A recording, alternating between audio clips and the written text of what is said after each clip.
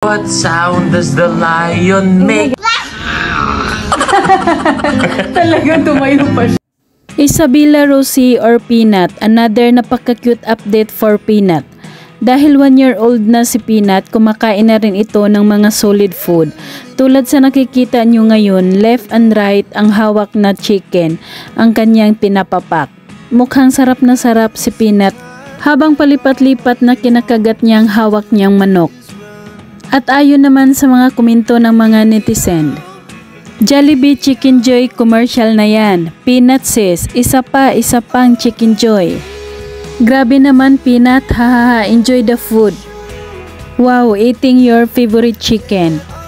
Pinakamagandang bata sa generation nila. Happy New Year Peanut. Samantala, tuwang-tuwa naman si Peanut sa kanyang bagong malaking crib. Ang lawak, maraming toy ang pwedeng mailagay para malibang si Peanut sa loob. At sa laki, pwedeng ilang tao ang makapasok para makipaglaro kay Peanut. It's your Auntie Abby. Getting married again. I love you, Peanut. Nice.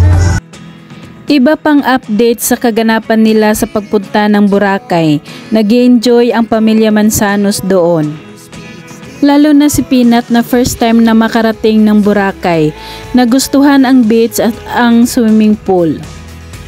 Tuwang-tuwa nag-swimming sa swimming pool si Peanut, hinahampas-hampas pa ang tubig.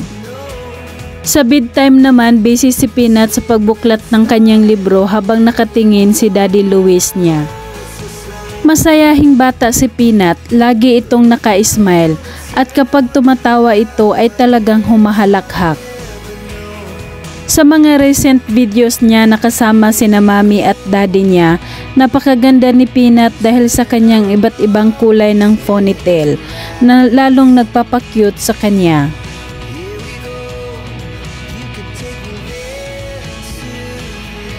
Narito at panoorin natin ang mga iba't ibang cute photos ni Peanut sa kanyang 1-year-old photoshoot na nakasuot ng pink, na talaga namang nakakagigil ang kakyutan. At ang kanilang family Christmas photoshoot na ayon pa kay GC at Luis, talagang napaka-behave ni Peanut sa harap ng kamera.